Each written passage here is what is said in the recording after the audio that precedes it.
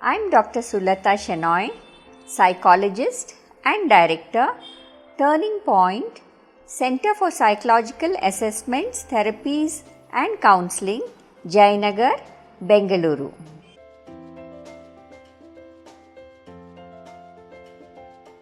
Nothing can be more hurtful to a parent than to see his or her child being rejected, humiliated or isolated by his or her peers, because peer acceptance indicates a good social standing as well as good social skills. When the child is rejected, the child may end up with low social skills and lack of self-esteem and become withdrawn, irritable, angry and feel rejected and frustrated. Parents can do a lot nowadays to alleviate these symptoms in children so that the child is mainstreamed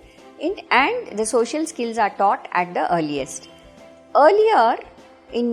previous generations, it was found that children would automatically start playing with one another, whether it was in their houses, which were in the joint families, there were a lot of children who grew up together, and or on the streets where the neighbours were more welcoming and informal, and one could easily find every street bustling with children who play together in the evenings and then return home once it's dark. Now, maybe it's due to academic pressures, maybe it's due to the social isolation which we as adults feel in our neighbourhoods and a feeling of not being accepted by others around us, that children also pick up these same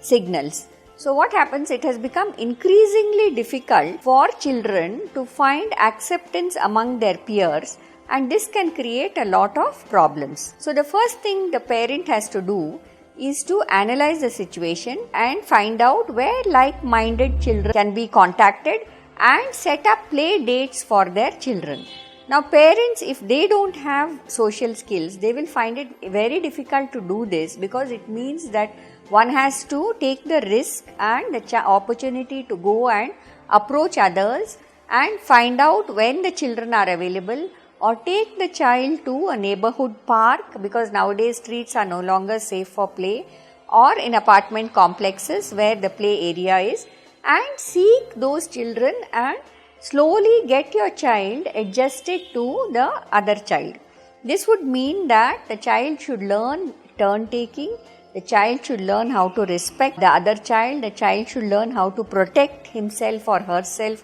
from other children who could be aggressive and intrusive, and also enjoy the social interaction.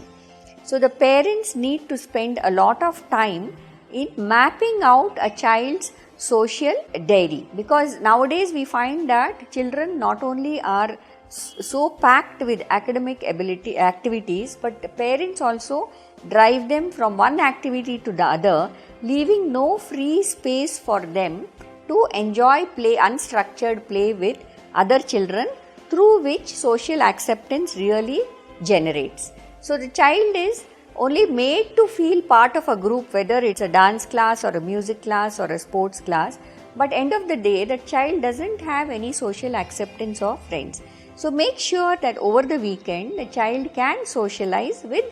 other children, make the effort to call other children over and see that the child integrates well. So for this, the parent would need to be maybe initially physically present and slowly fade away once the child is comfortable, so that the child doesn't become anxious. But it would certainly not do to have the parent hovering around the children all the time and jumping in when at the least sign of a quarrel or a disagreement. Rather, you would watch and wait and see how a child would handle small misunderstandings that crop up, and speak to the child about what could be done, what are the best strategies to use in problem solving or conflict resolutions, which are, I feel, very important life skills as the child is growing up. The parents can also model social skills themselves and discuss about it with the child, so the child learns by looking at the parents and thereby grow up into a